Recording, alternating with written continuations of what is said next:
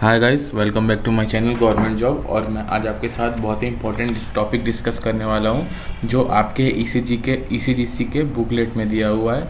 तो आइए अब हम शुरू करते हैं अपना एसए का टॉपिक जो है 3 effective measure to eradicate illiteracy in India. यानी इलिटरेसी जो इंडिया में है, हम ऐसे क्या 3 इफेक्टिव मेजर ला सकते हैं ताकि जो इंडिया में इलिटरेसी है वो ठीक हो जाए। ठीक है, तो जैसा कि आप जानते हैं कि जब भी हम ऐसे लिखेंगे तो सबसे पहले हम जो पहला पैराग्राफ लिखेंगे उसमें हल्का सा इंट्रोडक्शन देंगे, इलिटरेसी के बारे में बताएंगे कि इलिटरेसी बेसिकली है क्या। ठीक है, आइए शुरू करते हैं। इलिटरेसी, अब मैं आपको एक एक लाइन्स पढ़ के इसका मतलब बता दूंगा ताकि अगर आपको बाद में अपने मन से इसमें कुछ ऐड करना हो तो आप ऐड कर सकते हैं। ठीक है, illiteracy is defined as the inability to read and write. यानी इलिटरेसी मतलब तो होता है जो कोई ना लिख सके ना पढ़ सके, उसको इलिटरेसी कहते हैं। It is basically a hurdle for the growth of any nation. ये एक तरह से जो भी किसी कंट्री की ग्रोथ होती है उसको ये रोकता है। Millions of people in India are still in the darkness of illiteracy and poverty. It is the burning question today, and it should be solved very efficiently so that to attain maximum economic growth for a country। यानी illiteracy आज के समय में India में बहुत ही एक तरह से कह सकते हैं नेगेटिव इम्पैक्ट डाल रहा है इंडिया पे। इस वजह से इंडिया की ग्रोथ बहुत सेक्टर में रुक जाती है। तो इलिटरेसी एक बहुत ही बड़ा हर्डल है हमारी इकोनॉमिक और पर्सनल ग्रोथ में। Illiteracy affect the country in many ways, like push the country into an unemployment, poverty, starvation and many other economical disadvantages। यानी जो illiteracy होता है इसके बहुत सारे इफ़ेक्ट हैं। ये एक किसी कंट्री या किसी नेशन को अनएम्प्लॉयमेंट कर देता है, यानी वहाँ पे जो हमारे जॉब की एफिशिएंसी है वो कम हो जाती है, पोवर्टी आ जाती है, स्टारवेशन यानी भूखमरी आ जाती है, और भी बहुत सारे इकोनॉमिकल डिसएडवांटेजेस होते हैं। ठीक है, अब आइए जो हमारे एस्से का मेन टॉपिक है वो हम डिस्कस करते हैं। What are the ways through which we can reduce the illiteracy. हम अपनी इलिटरेसी को कैसे कम कर सकते हैं। तो मैंने पहला पॉइंट लिख रखा है फ्री एजुकेशन। देखिए, अब फ्री एजुकेशन के बारे में पढ़ के आपको बता देता हूँ क्या लिखा हुआ मैंने। The bill passed in the parliament allow every children to ensure free education and compulsory education. So if we want to eradicate illiteracy in India, then we must make a compulsory and free education to children between age 2 से 14।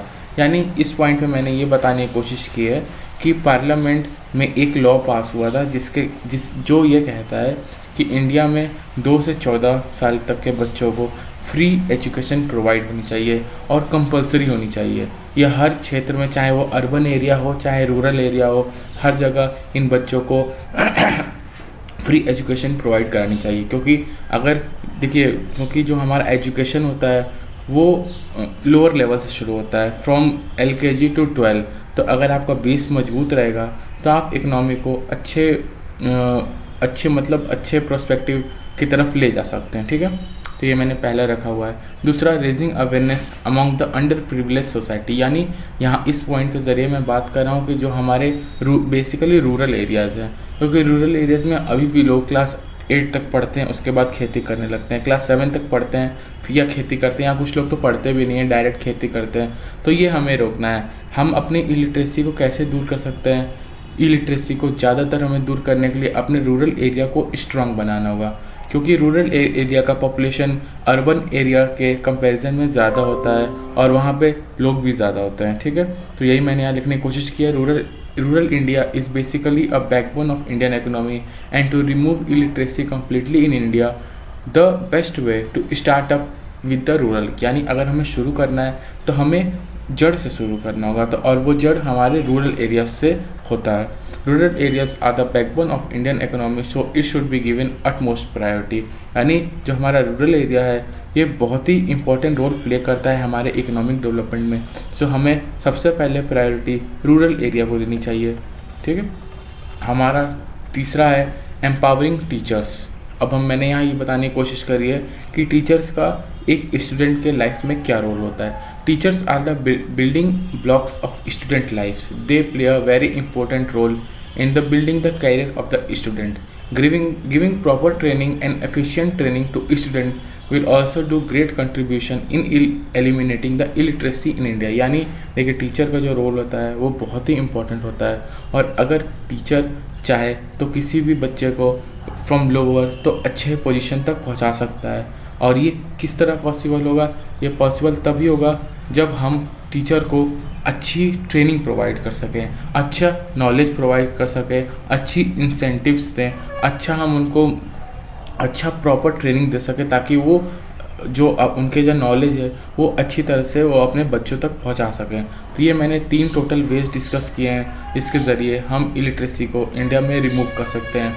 और आखिरी में आप conclusion जब भी लिखें तो मैंने जैसा कि हर वीडियो में बताया हुआ है कि वो गवर्नमेंट के हित में लिखें, क्योंकि बेसिकली ये अच्छा इम्पैक्ट डालेगा जो भी आपका एग्जामिनर डिस्क्रिप्टिव पेपर चेक करेगा। तो मैंने कंक्लूजन में लिखा है, government is doing is best to eradicate illiteracy from India.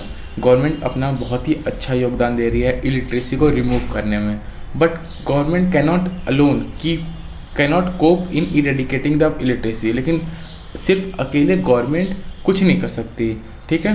People should also come up with the motive and take it as a national and moral duty in removing the illiteracy. सिर्फ government ही नहीं बल्कि India के लोगों को, चाहे वो बूढ़े हों, बच्चे हों या जवान हों, सबको आगे आके खड़ा होना चाहिए।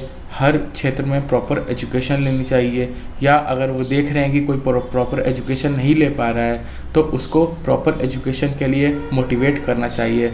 चाइल्ड लेबर को बंद करना चाहिए ताकि हम इंडिया में लिटरेसी को अच्छे से इम्प्रूव कर सकें।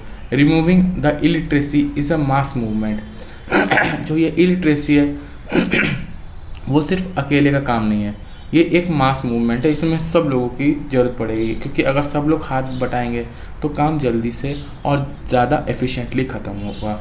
And it required support from every people of the nation. और ये तभी मुमकिन होगा जब सारे इंडिया के लोग मिलके या कोई भी नेशन के लोग मिलके एक साथ जुटेंगे, हाथ बढ़ाएंगे, तो ये हम अच्छे से इलिटरेसी को रिमूव कर सकते हैं। तो ये मैंने छोटा सा शॉर्ट ऐसे लिखा है 284 वर्ड्स का। अगर आपको अच्छा लगे तो आप इसको नोट डाउन कर सकते हैं। अगर आपको इसमें कोई अपना कुछ अलग से पॉइंट्स जोड़ना है तो वो भी जोड़ सकते हैं, ठीक है दोस्तों।